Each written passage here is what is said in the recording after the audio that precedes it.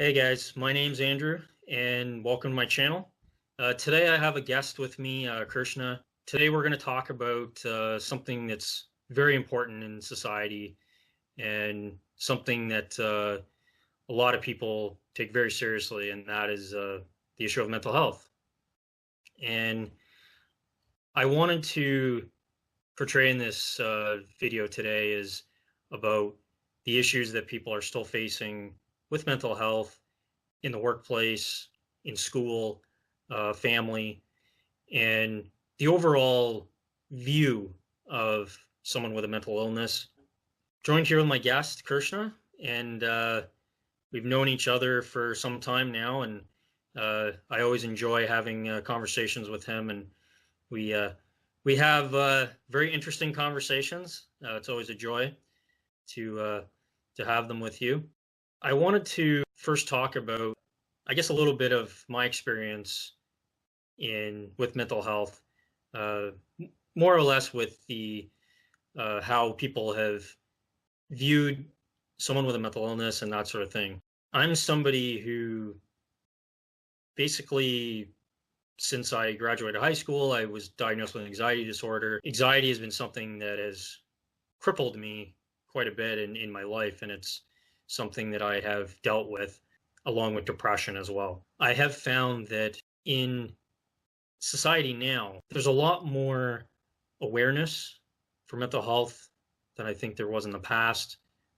Campaigns, organizations that particularly are involved with spreading awareness. I was able to get involved in some organizations at university, a few organizations that dealt with mental health specifically, and I found that it really helped me at least feeling like I was not alone, and it was sort of a relief off my chest for that. I think that the stigma itself is still not over with mental health. I was just wondering what your opinion was on that, with in society in general, with how people perceive mental health and the rising awareness of it, and sort of the stigma that comes with it. For me, I would say that society is slowly awakening to it.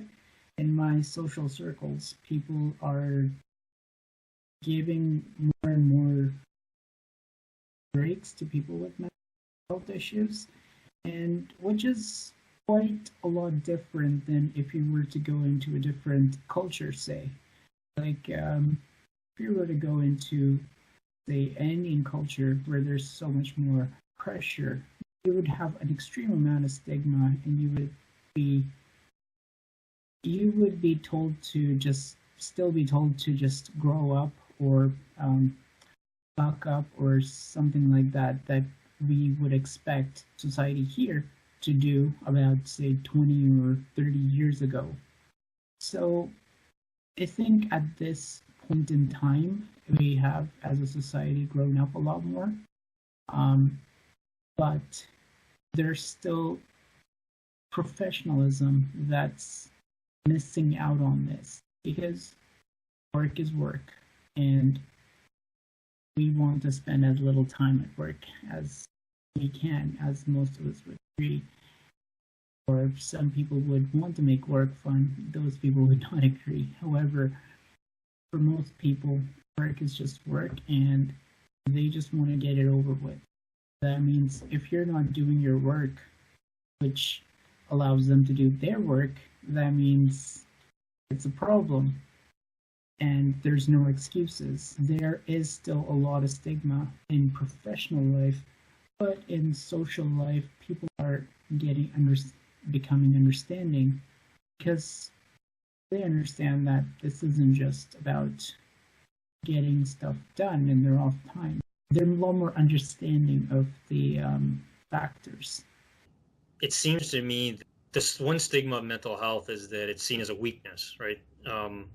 Like you're saying about, when something like that is happening, you're just told to either suck it up or deal with it. And I think that is, if somebody is having an anxiety attack, your manager, who is basically a narcissist who has no empathy for anybody, he's probably the last person you want to turn to to tell him that you have a mental health issue, because in reality, he's probably contributing to that. I think it's slowly changing, but the way that our workplaces are now, it's all about getting the product out as fast as you can. If you have any type of issue like that, even though that in Canada it's illegal to, to fire somebody for having a mental health issue, it's seen as a weakness, and that there's something wrong with you and you're going to be a liability now. And so there's that atmosphere is created where people don't feel comfortable approaching their manager or another coworker to talk about something like that. Now, with that being said, when I work general labor jobs, people from all backgrounds are there, right? You have anybody who's anybody in that job, and there's really no, there's some respectful people, but there's always somebody there that wants to give you a hard time versus, my current job right now, which I'm a child and youth worker. And yes, there are still cases of bullying, but, when you're in a professional atmosphere like that, it's a little bit more open-minded, and it's a little more comfortable for you to say something if you're having a mental health issue, because that entire field is basically dedicated to helping people with mental health, right? So it's a little different in that way. That's what I find between a little more professional atmosphere and general labor. In this field, you feel a little bit more comfortable approaching your managers about the issue. Just trying to approach your managers, even if regardless of the field. And I don't think it's just limited to the mental health industry. Absolutely. Yeah, I agree. I think the stigma, it's ingrained in everybody. It's in society in general. So, your life experiences and your preconceived ideas are taken to work with you, every day. I will say from my experiences that in the field that I'm in, they're a little bit more open-minded, but, But just working in different environments for me, I would say that if you're working in a competitive place of work, every disadvantage you have is going to pile up. It's going to exponentiate into issues with others, and they're going to have your managers and your coworkers already have aggravated issues from other cases from their personal life, or upper management themselves, and that's all going to be focused, or it's going to flow through, essentially, like dribble down effect and whatnot. It's going to occur, and if your workplace already has this kind of environment, then it's going to exponentiate. But if your workplace is a good and comfortable professional place, it doesn't matter what industry you're in. They're going to be nice, and they're going to have ways of allowing for a better healing process, I think. That's why people seek after jobs with, say, like that have like gym memberships, or the gyms in the company buildings themselves, or like a plan for people's health more than just having some sort of government mandated health insurance policy or something like that. I think there's more to look at than just what industry you're in, or people will have some coping skills. I think it's based on how does an upper management want to treat people, kind of people it hires. So you could be in best industry of all, but still have sucky people if people already have some issues, and human life is so complex that it's a game of luck at that point. Yeah. No, absolutely. Like, at the place that I'm working at now, there is a focus on self-care. And even when we have team meetings, and this is what I mean by like being a little more open-minded, is that some team meetings we have like meditations before we start and some relaxing activities. And with, especially with like at the place that I'm at, is that the management cares, right? They actually care about their employees, and they want to treat you like a human being. You're right. I mean, you could be in a pizza shop and have an amazing manager that treats everybody well, and then that trickles down. And I think that it's all about the kind of people or the kind of person that is there. You get somebody in there, and it only takes one person to change the dynamics, and it can really create a negative atmosphere. The circumstances behind it may be cultural, it may be just in their past, it could be like past trauma, whatever. And that's the complicated part. That's all psychology for them. But that doesn't, I mean, we can't figure that out. When you have somebody who's been acting like this their whole life, and they've been treating people like this, they're not going to change overnight. So they'll bring these issues into the job with them. And I think that it's important to talk about that, is to talk about these type of people that are bullies and that are, I guess you could say, narcissists, and that those type of people usually gravitate towards somebody who is having a mental health issue in terms of targeting them. Exactly. And it still has a long way to go. Like, people are talking about it, but I don't think people are still going to be actively, like, normal. Well, like, any person is going to say, no, I need a mental health day. I mean, it would still surprise a lot of people who they've been doing their job for a number of years. A new coworker just comes up and says, no, I need a day off for reasons, and they're going to be surprised, and they're going to say, like, what? You have mental health issues? Like, it's not going to make sense. What do you, like, as we all know, people are selfish most of the time at things selfishly.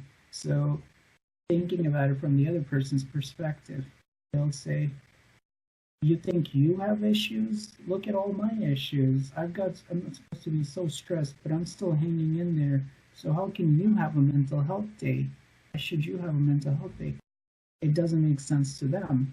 So thinking about it that way, sure, maybe you have more stress, but perhaps you also have they also have that way of coping with it, whatever it may be.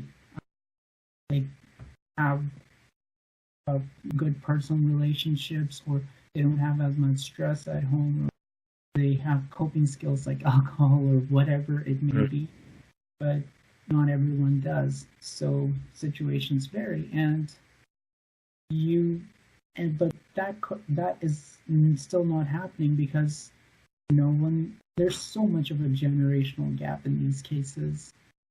I mean, until the generations take over, say there's more youth, or like the younger generation which understands these issues, people who've been through like this crisis, or the managers, it's not going to be understood widely in society. Unless they were like a really open manager and they understood, they were conscious of the fact that all this stuff is coming. If they had like kids who have gone through this situation, they've had personal experience, it's not going to be understood at this point. 10 more years before we truly understand. Yeah, exactly. I agree with you. People's point of view definitely deals with their background, how they're raised, and like you said, if they're not exposed to this type of thing in their life, then how are they supposed to relate to somebody like that? And like what you were saying before, with, let's say that somebody tells their manager about or they want a day off because of mental health issues, and they say, well, you have it, what is this? And you have issues, I have issues, and the thing is that it's sort of dealing with the stigma.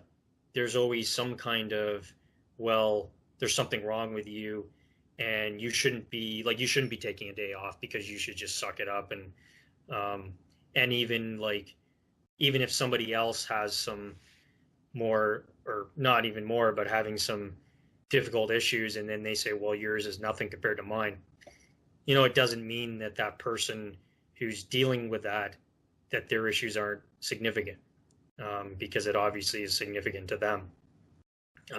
So I think that that's a common tactic that people use, not only with ignoring somebody, but just degrading somebody, that they're not good enough, or that there's something wrong with them, and it's sort of they slip down the social ladder, where they, in some cases, if the coworkers are passive aggressive, that you're sort of being excluded, but you're not being told to your face why, and that somebody has a problem with you. Let me ask a question in that case. I mean, as this is all true, would you say that this is mental health bullying? When a supermaster manager says, hey, you think you have problems, you want a day off, you don't have any problems. I think that you can say that. I think it's just really the topic of the day for that person. If he wants to give you a hard time about something else, he's going to do that. I think that if somebody came to their manager and the manager was intolerant to that person and was basically insulting them for wanting a day off or having a mental health issue, I think that that's just bullying in general, and that these people would probably, if they're going to do that, if they're going to say that to you, then they're probably going to target you for something else too, right? So sure, because you've brought up mental health, and that's going to be something that person's going to focus on to target you with, but I don't think that, I think that it's universal. Like, a bully is going to say whatever he wants or whatever she wants about anything. It's always the predator-prey relationship with bullies, and it doesn't matter what the issue is, and even if it's just down to an issue where somebody is very passive and has a hard time standing up for themselves, then they're going to be a target as well. So yeah, yes, that is the case. That is mental health bullying, but I think I would just call it bullying in general, really. I think that it's fair to say that we do have quite far to go in society, just the way that, I guess you could say, sort of the human experience of how we treat each other. And maybe that's more of what it is, or the lack of, is that because there's a lot of selfishness in our society, and it's all about, the way we live now. And yes, capitalism has brought us a lot of good things, but there's also a drive in society to live selfishly, material gain, and I think that that's contributed to the way people view the world, instead of having a more compassionate point of view. But I think that's just one element of it. That's acceptable too, in my opinion, because it's also a coping mechanism. Like, being selfish, being materialistic, being capitalist is also a coping mechanism. People rely on that to relieve stress. To own something means, like, to have like a material possession is to say, yes, this is something that's part of my world, and hey, I can control this. So that allows a little bit more freedom. Like we say, when kids have like those personal hideouts or personal spaces, those places establish a safe place, and material possessions are just like that. There's a safe place for them. Those are safe places, safe things that you'll have. And that's, in my opinion, also acceptable. But there is the idea of extremism there. Now, when we say that, if you take it to the extreme, you want to own everything, then it becomes a problem.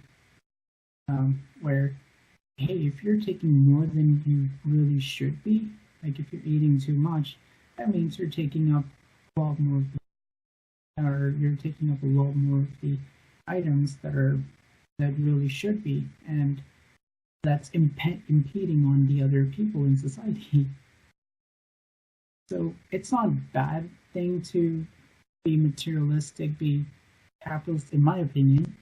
It's just somewhere to, it's just to relieve stress, and that's fine too. You really can't push people to not be that.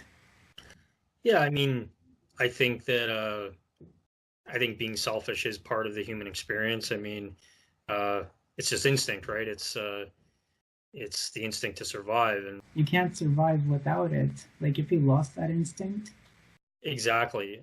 But at the same time, too, with making money and material gain, is that there's a a pleasure response to that, right? I mean, you're attaining something, and there's something that people bring joy in. I mean, you get people are always happy when they get their paycheck, right? It's survivalistic. I mean, if you have material possessions, you're accumulating assets. Even if it's personal assets, you say you buy a violin or you buy like a good purse or whatnot. You're accumulating that wealth and you're saving it as an investment for the future in case you hit on hard spots. You buy a really nice house, that means it's going to have a better value in a projected time frame. People do that for survival, and not. It's in some cases it is just materialistic, but it's also a survival response in most cases. It's kind of like a multi-purpose tool. Do you think that bullies in society, and maybe I could rephrase it as more aggressive people, that's I would say that's sort of natural, right? You're always going to have those personality types, and sort of the somebody targeting a weaker person because for power reasons, right? Would you say that that's sort of natural with humanity? It's extremism, in my opinion. It's taking things too far. Like they've likely only started as a survival instinct, or say they just wanted their secure job. But eventually, as time went on, say if you were to do something, live on the edge for say 6 months or even a year, just trying to secure a placement at a job for 3 months, you're in high stress all the time. It's going to change you. And I think that's what major stages in our lives are. Like, I can give you an example as an Army basic training course. The idea is to put you on the edge for almost 6 weeks in order to break you down and build you back up. And so that you're not going to be surprised if in the future you're faced with way inferior, like less stressful conditions versus a normal person who would be put into the same, and they would feel so much more pressure at that point, like between someone who's been through basic training versus someone who hasn't. Now, going back to the stressed person for a conditioned period of time, they are going to act like bullies because they never unlearned how to not be a bully, never unlearned how not to be aggressive. So they're going to constantly portray that to now. If there are theories on how to unlearn things and how to unlearn these baser instincts, I would probably estimate. I mean, I would probably think, hey, there's only ways to override it, perhaps, like by learning better skills, or be nicer, or breaking them down and then breaking their bad habits down and then making them relearn it. Better ideas. Neither of the case is going to be easy and passive. It's going to be active, and active requires energy and a lot of discipline, which, as you can imagine, is not feasible in our society because we just don't have that much time or capacity to understand. Human life is way too short for such things. Yeah, no, I agree with you. It's and what I was meaning before is that, I think there's naturally aggressive people, like I guess you could say more of like alpha personalities. But I will say that, when somebody is resorting to, like you're saying, somebody who has under a lot of stress in their lives, they've grown up with that. I think, in my opinion, that bullies do have a mental illness of some kind, and that's my point of view on that. Because, like you're saying, I think that these type of people have gone through a traumatic experience, and I mean, I think that, in not everybody who's gone through traumatic experience turns out to be a bully, but I have known bullies that have also been bullied, right? So, and then there's all kinds of other factors involved where there's family bullying going on. Maybe their manager's giving them a hard time, so they give the guy underneath them a hard time, and so it's generational. It's this type of behavior is contagious. It's a very complicated issue. It's never black and white. When you say black and white, I think like you were saying it's never black and white. I would say with mental health issues, things become black and white. Like when you're in that period, it's the friend or foe fence. You can't sit on the fence. And you need that distinction. So if someone isn't your friend, that means not going to help you during your mental health crisis, they're going to be your foe. I mean, if you don't know a person and they're not just rushing out to help you, they're going to be your foe. That means you have to hide away from them. They're likely to do something unexpected. What I was meaning is that the factors that lead to mental health issues or mental disorders are complicated, and that it's not necessarily one thing or another. But I know I understand where you're coming from, because if, let's say, someone has depression, and I've had depression, and you feel like the whole world's against you, and that like you're saying, if you don't feel comfortable approaching somebody, or somebody is bullying you, then that person is your enemy, because this person is trying to hurt you or is doing that. And somebody who's dealing with that or having an anxiety disorder, it heightens it up about 10 times. And even with somebody who makes a sort of under the breath remark to you, and you don't, maybe they're making a joke or you don't really understand it, and could be an attack on you. When a bully does something terrible, and they're automatically branded, and you just can't change that. And most managers have to control the people under them in some way at some point, and they're automatically going to be branded to change that to an ally is nearly impossible unless the manager hasn't done anything to their people under them. So that's a tough request for any workplace environment. So I guess from my experience, most of the teams I've worked with, you need a coworker who's willing to help, who cannot order you around. They can only make suggestions. There's going to be always a nice person in the team that's going to help you cope with that. Now, I've nearly always found someone in every team who is willing to help and provide that extra hand. In certain cases, I guess there won't be, which I fully expect there won't be too, and that's where laws come in. Like you can't deny someone, like you need a mental health day, and you can't discriminate against mental health issues and all that. So that's where the laws come in and try and help people in those cases.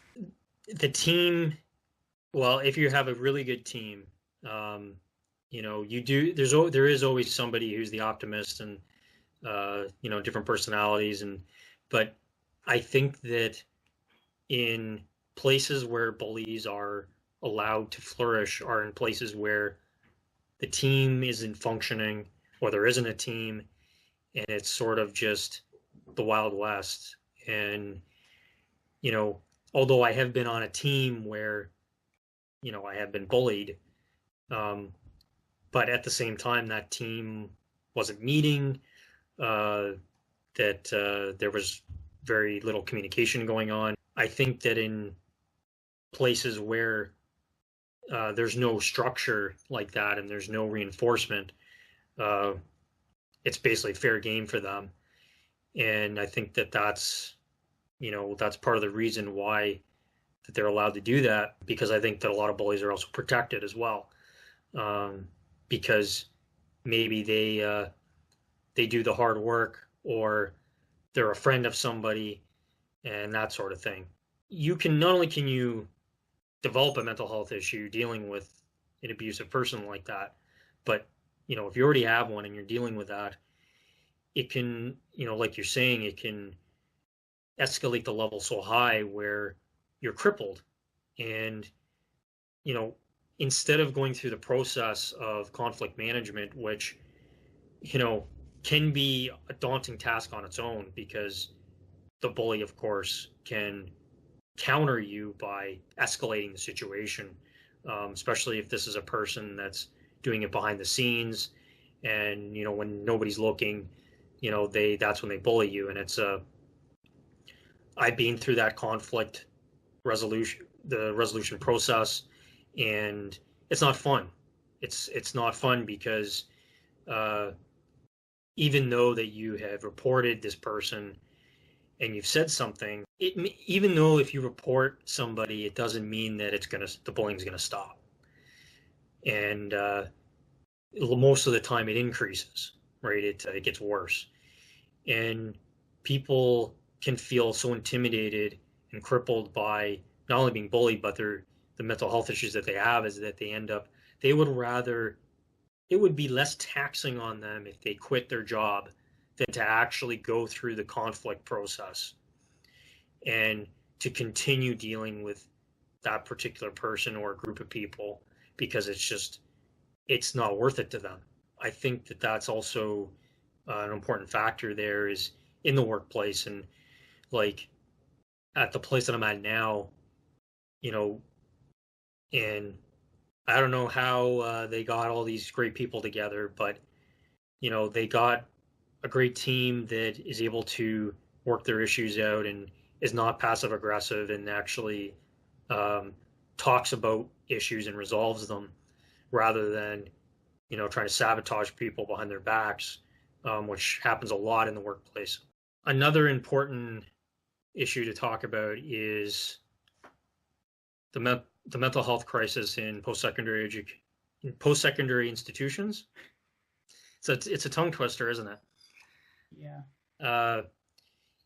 And when you're involved in this life, education it takes up your entire life. You eat, sleep, education, and a lot of people have a hard time in school because of the workloads and the amount of stress that's that they have because of the workload, and even maybe that they're not happy with their program either, the way that it's instructed and that sort of thing. But I wanted to focus a lot on the type of system that's in place of the work that you get, and students are, I mean, if you're going full time, I think is it 5 or 6 classes, I think, is full time, right? Yes. 5 courses was full time. And I mean, that's a lot. And you have, in every class, you have a lot of reading to do. You have, on top of that, you have assignments for every class, essays, and it really builds up. And you end up, like myself, when I was going to school, is I'd have like 13, 14-hour days where it's just, I'm either going to school or I'm doing homework for 13 hours straight. And there were times where I would get sick and stressed out to the point where, it was very unbearable for me to deal with. Now, with that being said, I wasn't doing a lot of self-care. And I think that that's also a thing that needs to be talked about. I will say that, in my opinion, I think that depending on the program, is that students are overworked and that they're given so much work to do because in university and college, they condense these programs. They want to get students out into the economy as fast as they can. And so they basically put them through this machine where they overload them with tons of information. And I guess the students that can't deal with it either drop out or they attend the services that the university has created for seeing a counselor or having a mental health workshop or something. But, one thing that really bothered me is, and I'm going to do my best to try to find the link to this article because it really just stated, in my opinion, what the university system is really like. And that is, so in this article, it quoted about a mental health crisis that it was stated about around 70% of students had reported that they were having either mental health issues or that they were overstressed or they were having anxiety issues in school.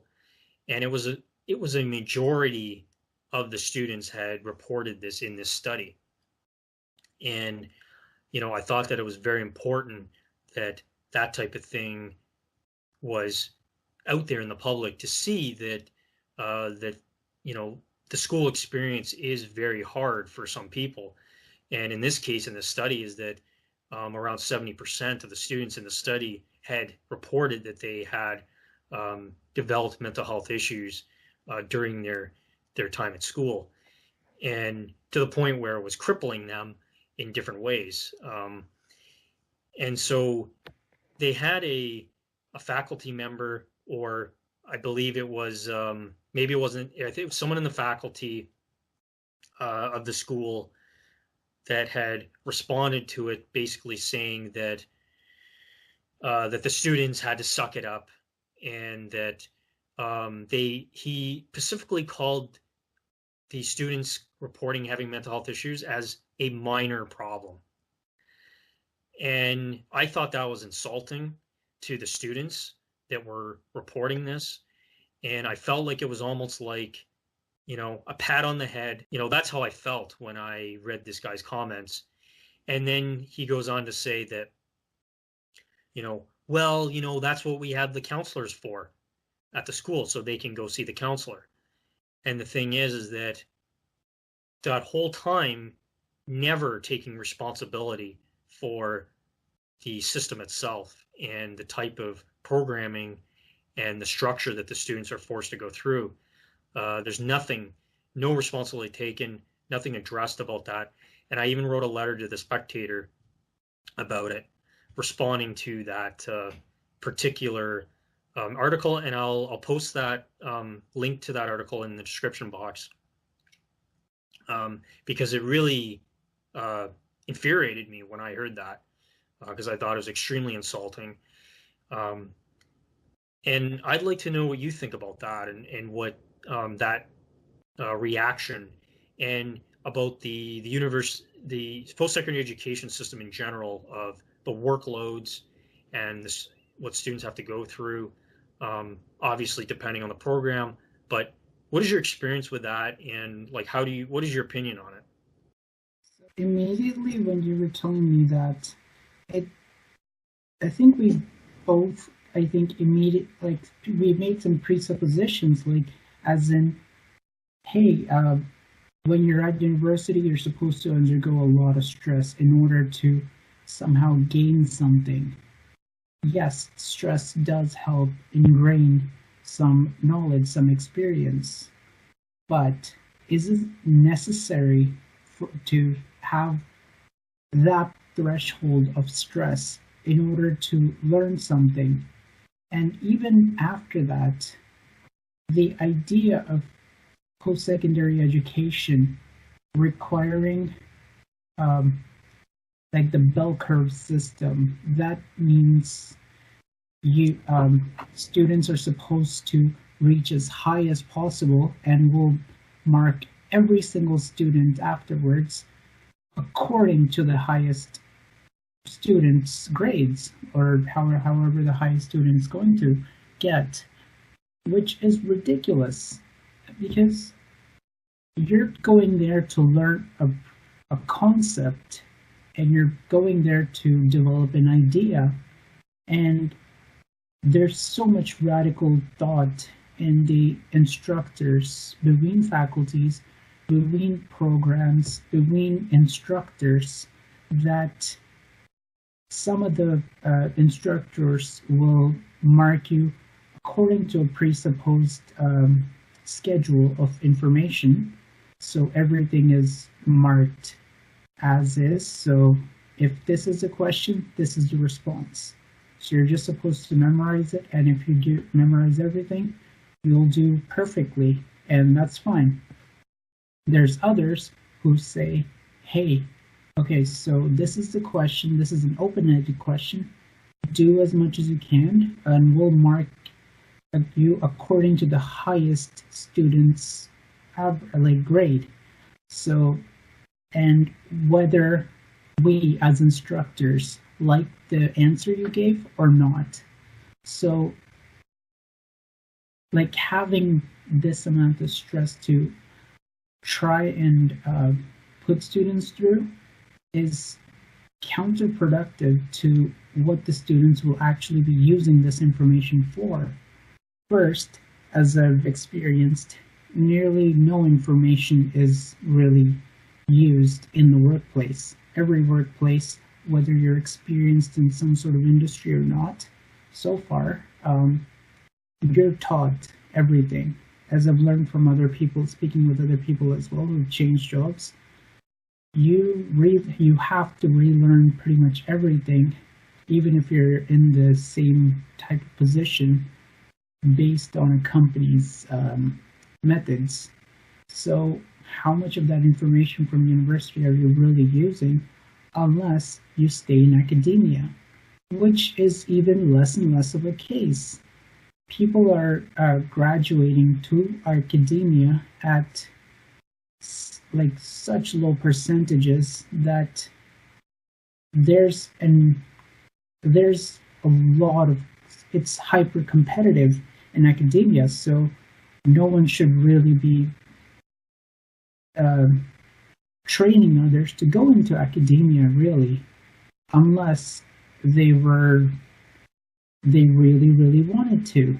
And that means a commitment. So that's going against what a university used to be. It's more a training program now for any sort of thinking work. And people are not even thinking at work anyways. So essentially, it's just a degree program as a diploma. It's just masquerading as a degree program. So now, all of these things coming together, you have a academic system which chooses whatever it wants, having more than stressful conditions and very radical marking schemes for students, and little to no relationship to the workplace or professional lives, and even less hope of getting a job at this point, except for, say, starting out and restarting your entire experience in the workplace. Unlike to what university can offer, and you're asking students to suck it up and not even understand where the students are coming from is kind of it's exaggerated, it's radical, and they're just living in their own little world, own little conception. That's as bad as the worst bully. I mean, you're right. The thing is that the faculty or the professors, they continue this well, they work within the system. Professors, as I've known quite a few of them, they're also limited by their upper management, their own faculty. As so the faculty determines what is appropriate to be taught or how it's supposed to be marked. So it's not necessarily professors themselves, unless they've given up on how the system should be, and they're limited by the upper management of universities, and they're already quite stressed in the academic world, I can tell you. I mean, it's I think that the way the system is, it's definitely top down. I mean, it's it originates at the top, but like I remember when I was going to college, and one of my professors said to the whole classes, basically just what you said is to suck it up, because she went through it when she was in school. And it's like, what kind of excuse is that? It's like, because she went through it, then somebody else has to go through it. And I mean, it just doesn't make any sense. It's just such a flawed argument to make. When I was there, and of course, because I was very opinionated, people had some interesting reactions to me. But when I was there, I wanted to create a student advocacy group, even though that there was already a student association. I wouldn't call it a student union, but it was basically, I mean, it was toothless, that association. It really didn't do much. I wanted to create a organization for the students where they could talk about these issues, talk about their programming, and even, may sound a bit radical, but to be involved academically in determining their programming. I did my best to talk to the faculty and to talk to the students. And the thing is that when I was in the program, I went in there in 2013, and most of the students in there were 19, and a lot of anxiety, a lot of students with anxiety issues, having trouble speaking up in class and that sort of thing. And I don't want to paint everybody with the same brush, but I witnessed a lot of anxious people in this program. And I know, and when I started this group, people were very nervous about getting involved because of what it was and what I was doing. And, you know, I had people that joined me in the beginning and then they dropped out because, well, I guess that it was too much for them to deal with. And anyway, I went to the coordinator, and originally she was supportive of me, and then I got told that there was already a advocacy group regarding my particular program, and that there was no point in me creating an organization. And so I'm like, well, that doesn't make any sense because I've never heard of this organization, and neither could they point one out to me other than saying that it exists. I had a lot of resistance from the faculty. I think because I wanted to have students involved in some way in determining their academic programming, and also with determining workloads and that type of thing. And I mean, of course, you're going to have people that are going to abuse that. They're going to go, well, I'm not going to do any homework at all, you know. And you're always going to have that. I mean, even with unions in the workplace, there are unions that are mismanaged, and people abuse their privileges that they're given, and you're going to get that anywhere when you have those privileges that are given to you. But I think that I was, I guess you could say, a little too deep. I was in the deep end for a little too long, and it ended up they wanted nothing to do with it, and people were jumping off the ship, and I sort of went down with the ship, so to speak, and that was about it. And it was very stressful for me to deal with and very upsetting because it was something that I believed in, and I also knew that I was up against, challenging the status quo at that point. And when you do that, you create a lot of enemies. So anyway, that was one thing that I wanted to do in college, and I had massive resistance towards it. And also there were people intimidated to speak up. There were people intimidated to tell them that they were having concerns. I had students come to me and say, that they weren't happy with this or that, or the workloads, and especially with having a full-time program and also having to take care of a family and work full-time. Well, how do you go to do a full-time program at school and work full-time at the same time and have time to look after your children? I mean, it's crazy.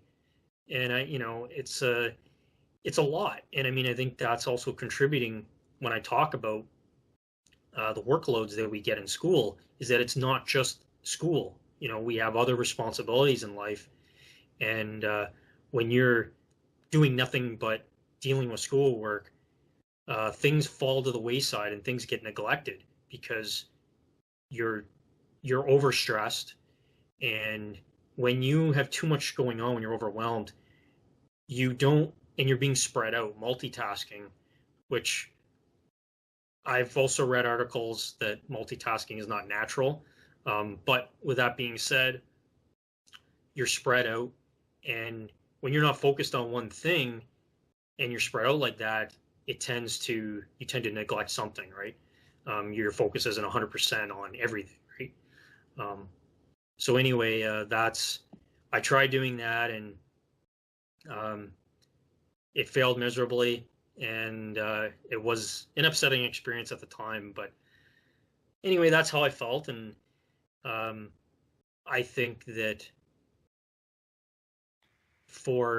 to have somebody say, well, just see a counselor or suck it up, I feel like that's insulting, instead of looking at what are the systematic issues. Yeah, and there's probably two trains of thought with systematic issues and trying to solve for them. One is short term, which is personal, personal, better personal therapies. Like you would go to your doctor, or you would have like the counseling and whatnot, to or get drugs medicated, of course, by professional doctors. Don't do illegal drugs, kid. There's the personal approach, and then there's the systematic, full system view. So this is looking at the bullies themselves who are causing the issues in students and rooting them out, which is, again, in my opinion, a generational issue. And like, it's just poor learning in behavioral psychology. And so trying to solve the systematic issues, in my opinion, is a long-term thing, which it just isn't very feasible, or it's really difficult. Trying to educate every single person to retrain them is monumental, as you can imagine. So I'd rather focus on just a personal therapeutic approach for students, at least at the beginning. As you said, there are ways of trying to make your own mark on society by, say, creating that society where students can talk to people. In my case, it was joining a club at the university and becoming friends with them and just coping with them, getting to that point and having those kinds of relationships where you could have actual therapy with the student wellness societies and like the doctors there, because they're specifically intended for that. They're much more open to the idea. Now, if they weren't open to the idea, then clearly the university doesn't even care about student wellness. But luckily, there are cases like that who do care. Across the board, whether it's school or in the workplace, when you have, like you're saying, that you joined a club and you're able to share coping mechanisms with others, and I think that is that's one of the most important solutions when dealing with mental health issues, is that you find that common ground and you work through that together. And it is good that there are those services available post-secondary institutions, although I feel like the reason why they're there is not exactly genuine. But with that being said, I think that it's good that those services exist, and it's good that there are organizations on campus that allow students to join them and participate in them and find common ground with them, and getting involved in workshops and just different community events and get-togethers to deal with this and to find, it's therapeutic, especially when you have programs like, I think you were involved in one with the puppies, right? The dogs that... Yeah, during the exam week, they brought in, the library brought in just a dog petting session. And yeah, it was extremely adorable and therapeutic, just relieving all that stress. You just see something that adorable, and it just helps you remove yourself from that terrible situation of having to study for exams, having to do all that. And you just get that safe space, I guess. Because you usually, when you have a safe space, it's tough to get more people into that safe space than it is. And then even if you do, is there enough room for every single person? how saturated can it become before it's oversaturated? Mm-hmm. Most of these places, as you can imagine, have a maximum occupancy of 20 students at any one point. And how long does a person need to stay in there in order to recover some of their strain? I'd probably say about at least 2 hours, and you have to do something there. And a normal university is anywhere between 12,000 to over 50,000 students, and you have one little space there. And if 70% of the population is becoming stressed like this, how do you expect them to cope? You have to, but I guess everyone needs to find something to do. So having events like this really helps, even if they are for, say, they have not a great idea behind them. Say management just does it for the sake of fulfilling their quota. It's still something that students have to realize, hey, even if this is like just there for their personal gain, just to relieve some stress, it still helps the student themselves. Mm-hmm. That's the major point. Trying to there are other coping mechanisms there, I guess, but people have to seek out whatever they can in order to cope. Also, exercise, going to the gym, massive stress reliever, and I don't know if the gym is included in with university fees or if you have to sign up. You have to sign up. Wait, no, I think it's included. Is it? Yeah, I think it's included. I can't remember. The gym is free, except for the exercise rooms where the actual the full equipment is, like the weightlifting and the running and the track and so on. But other activities like playing basketball or playing lacrosse or whatnot, those spaces were free.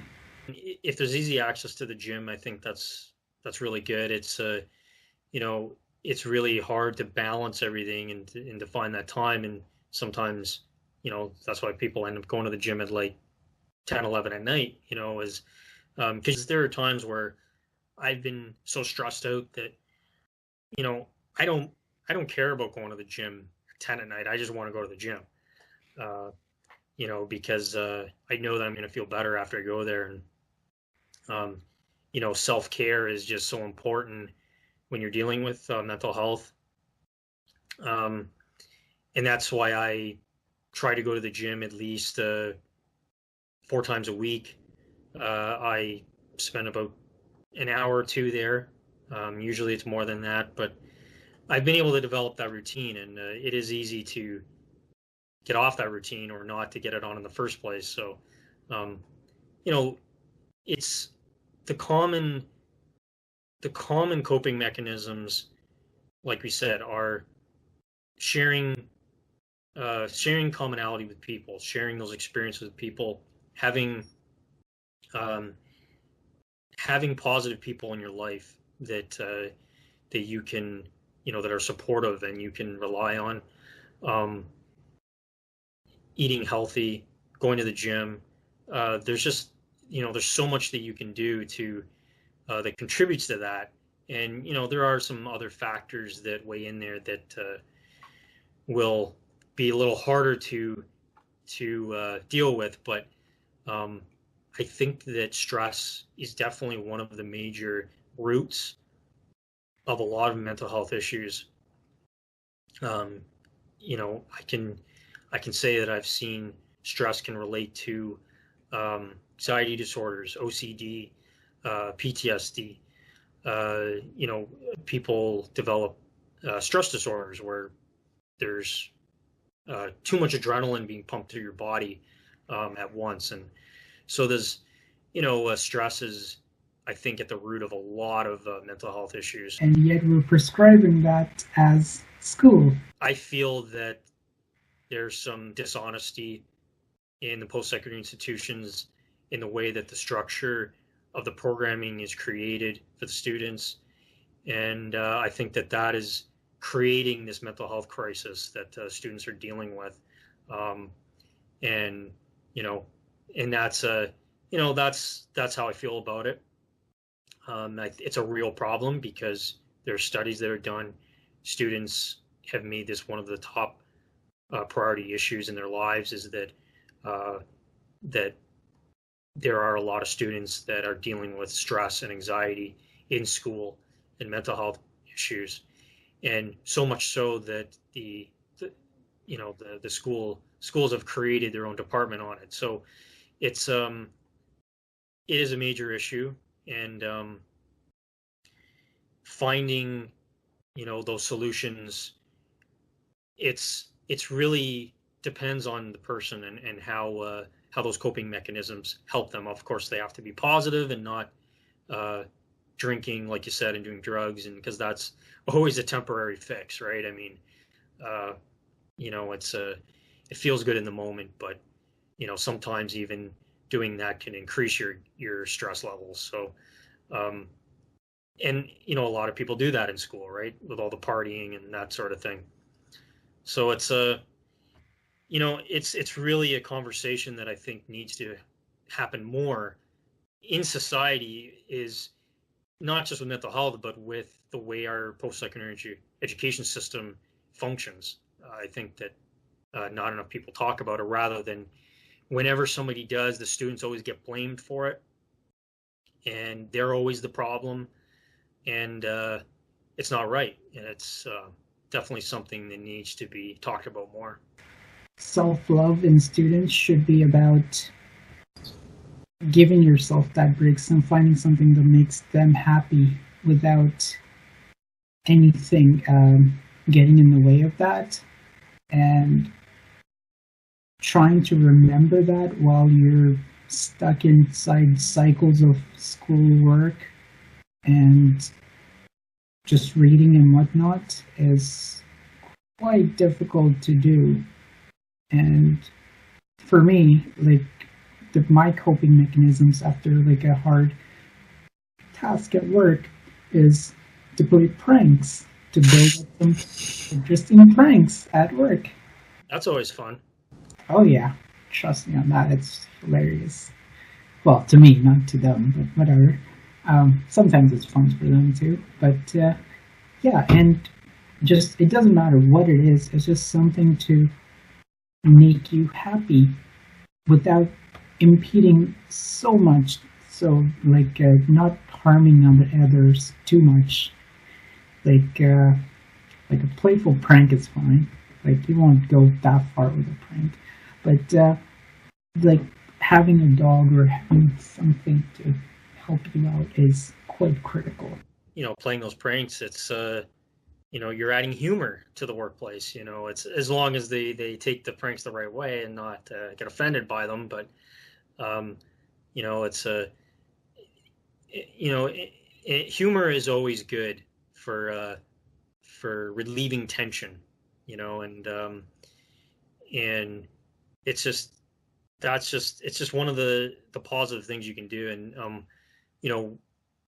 one thing that I used to do when I took a positive psychology workshop, writing down three positive qualities about yourself.